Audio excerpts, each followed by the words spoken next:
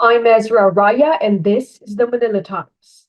Record breaking heat has triggered health alerts, put pressure on power supply, and has forced thousands of schools to suspend in person classes across the Philippines. The Department of Education, or DepEd, has pushed to shorten next school year as part of its proposal to revert back to the old school calendar that ends classes before the hottest months of April and May. When will we see the end of this extreme heat? Here to give us an update is Weather Bureau Pag-asa Climate Monitoring and Prediction Chief Annalisa Solis. Welcome to the Manila Times, ma'am. Ma'am, what is the current highest temperature recorded in the Philippines? Yeah, for this year, the highest recorded maximum daytime temperature was 40.3, and this happened in Tarlac last April 27 and just recently this May 6. Just to clarify, the 40.3 degrees Celsius maximum daytime temperature recorded is different from the 53 degrees Celsius heat index that was felt and recorded in Iba, Zambales. Yes, this is different. So this is different. Heat index is different from maximum daytime temperature. So heat index is the apparent temperature combined with how dry or how moist yung ating atmosphere or the relative humidity. So this is the combined effect and the possible effect on our body given this high heat index or discomfort level. So aside from monitoring the temperature, ma'am, dapat din po monitor yung heat index as it affects the as it affects our bodies po, ano? Heat index is usually provide you yung possible effect ng on the body based on the effect-based classification as to caution, extreme caution, danger, or extreme danger level given those heat index based from heat index chart being used by Pag-asa. And so far, the highest heat index, 53 degrees Celsius, dangerous level. This is an extreme danger wherein on the effect of the body, heat stroke is imminent with continuous exposure under the sun. Ma'am, tell us po, how worse is this going to get? Ano? May chance pa po bang tumaas ang temperatura na to in the coming months? O mas mataas po ba ito next year, 2025, 2026? Mataas po ba ang projection? This warm and dry season months natin that covers March, April, May season could be one of the warmest dry and dry season months in the Philippines. One of the warmest because some of the areas have already surpassed their extreme maximum daytime temperature. So in fact, there were 9 stations that already surpassed their extreme maximum daytime temperature during the months of April, and 6 out of 9 of that stations exceeded their all-time high historical maximum extreme temperature.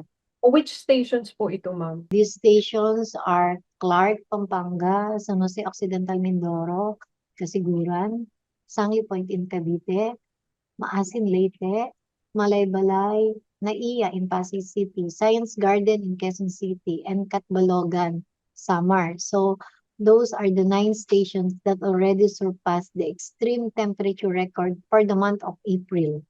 And 6 out of 9 of that, so except Maasin, Leyte, except Science Garden, and except Catbalogan, already surpassed their all-time high extreme temperature recorded in those areas. You said, ma'am, the current temperature po is affected by the current dry season, and the El Nino and the possible.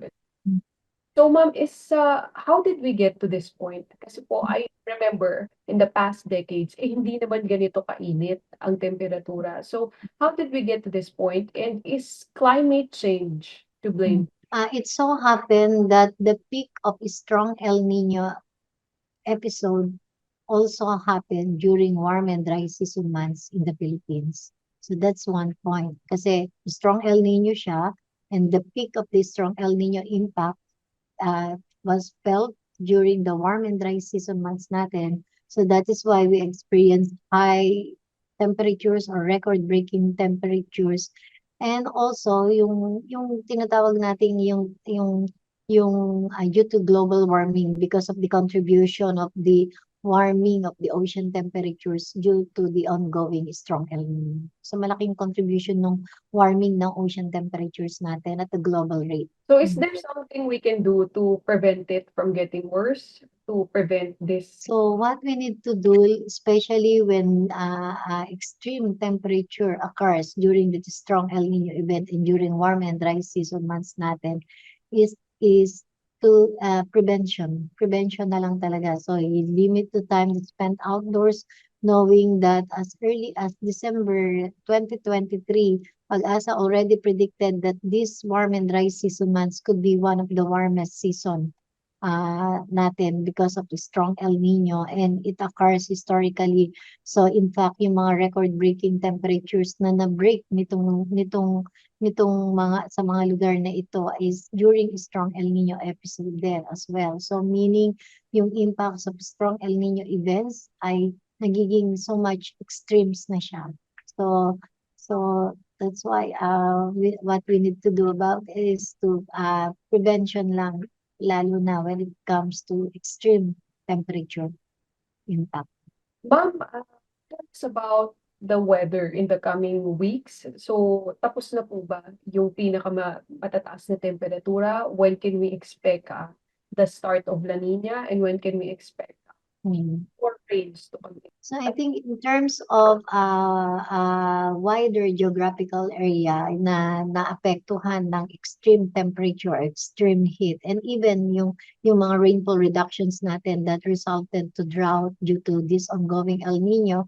So I think yung peak impact was felt last April. And although this first half of May, we could still experience warmer than usual na temperature in some areas na lang. So, ibig sabihin, kung previously maraming areas sa Pilipinas last April ang naapektuhan ng high heat index and also higher maximum temperature. So, for now, nababawasan yung mga lugar na yon. But there's still possibility that these areas might still experience maximum daytime temperature, and even yung mga ibang areas baka masurpass pa niya din yung all-time high niya. There's still possibility, although there are areas na already experiencing local thunderstorm activities at may mga cloudiness na rin tayo, widespread. So meaning bumababa na yung heat index natin as well as our maximum daytime temperature.